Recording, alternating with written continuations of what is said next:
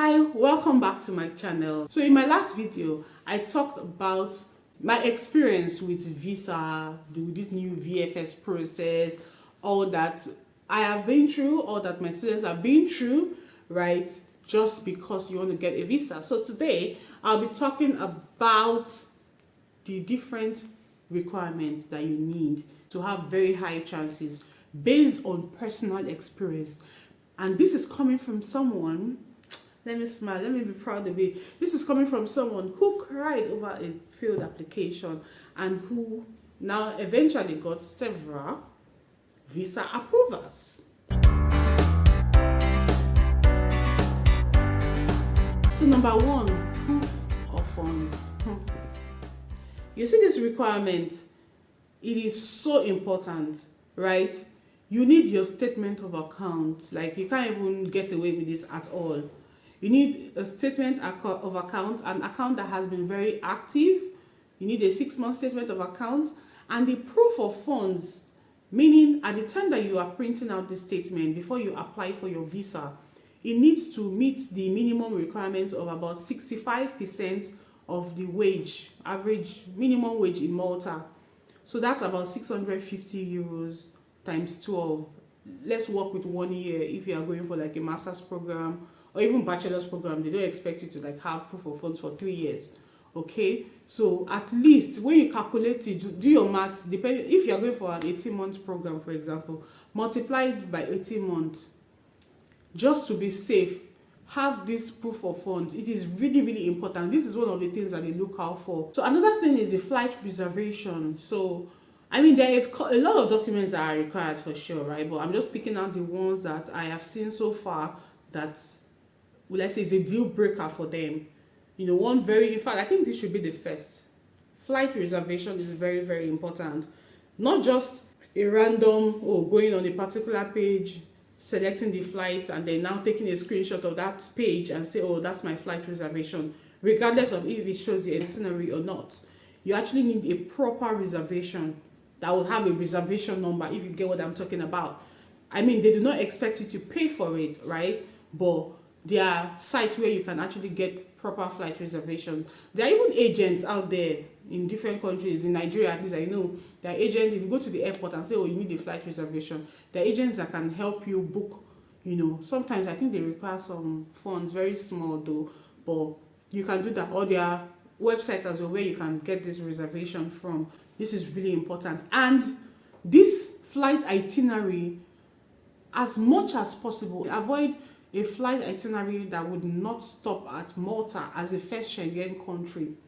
Do you understand? So if you are booking a flight and the flight will stop at Rome first before coming to Malta, they will deny the visa because it's not their fault. See, trust me, a lot of people have really made this thing really difficult for people.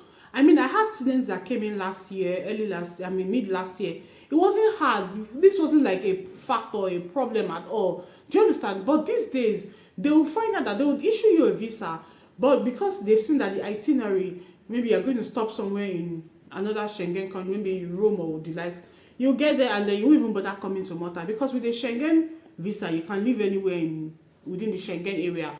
Insurance has to be very, very, this is another very key. I've seen someone who, I think the student reached out. The person actually got denied because the insurance did not meet the minimum requirements. So basically, the insurance has to cover at least 180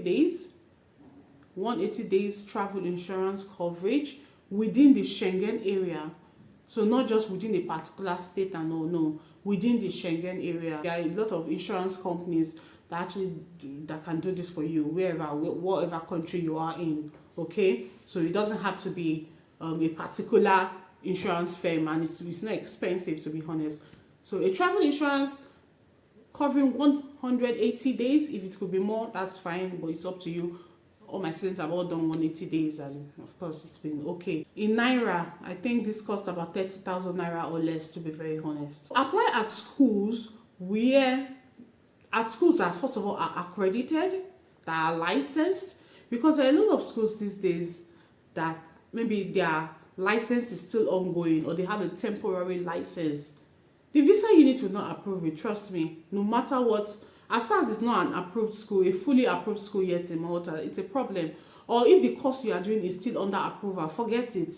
Do you understand? So try and apply at schools that are accredited or schools that have valid licenses that are still running. There are some licenses. That's why sometimes for most of the schools that I'm partnered with, for example, I want to see that they actually have full license, not a temporary license that would end in a particular period. I don't know. I'm not really well, let's say it for me, it's not safe. It means after that period, what then happens? Your license can be revoked or what? So, like most of my schools, it's indefinite license. Okay, so I mean, just try and apply for at schools that are very, very that are accredited, and especially schools that have been running for a while. I know why I'm saying this, right?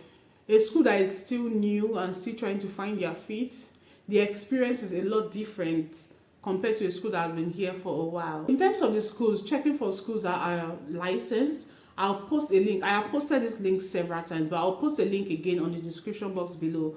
Trust me, guys, if you do not find this school listed here, forget it. It is not accredited.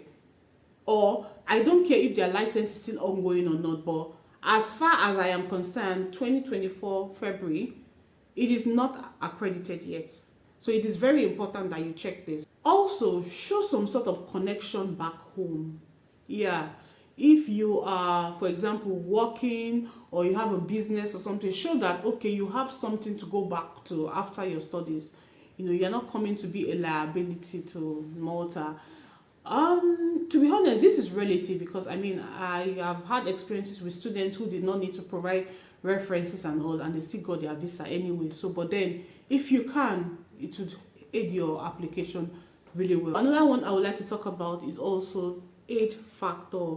I have seen that age factor kind of plays a role. Like I said, they're a lot stricter now. Malta has now become a top destination for studying. I mean, who wouldn't say? We're in a very lovely country. We're blessed to be here. So it's not easy after arriving, after settling and all, but it has become a top destination because it is English speaking, because it has a good weather and all of that, right? If you're a little bit older, you need to really prove self-sufficiency. Do you get what I mean? So prove that you are that you see you're coming correct, that in fact you coming to this country, you're coming to invest, like not invest, right, but you're coming with a lot of experience, wealth of experience, very self-sufficient, and they can see that yes, you know, you're not just here to be a liability in quotes to the country. However, just bear in mind that age might or maybe might not play an important factor in your application. Okay, so I mean, I think this is really about all in terms of the new VFS process. Generally, what I would say is that do not be discouraged. Okay, visas are still being issued. Just try as much as possible to, I mean, these are just a few documents I require, because here I didn't even talk about documents from your school, you know, letter of reference. I didn't mention all of those, but these ones I think are things that really plays a major role in your application. So don't be discouraged because geez, it's been everywhere. Oh, in Malta they're no more issuing visas. No, don't bother applying to Malta and all of that. No, that's not true. As someone who has experienced it, trust me, visas are still being issued. I've had a situation whereby a particular student's sponsor's ID card was not sent along during the application.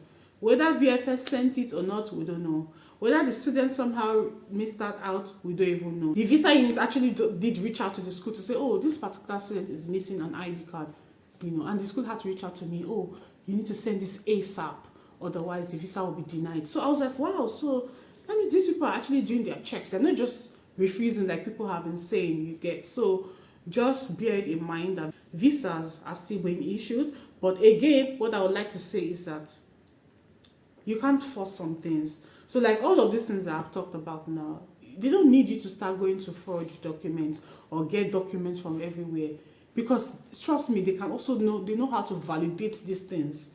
Do you understand? And somehow there will just be a crack somewhere, you get. So as much as possible, if you know that you really do not meet this requirement, and you see that your chances are low, then just don't bother.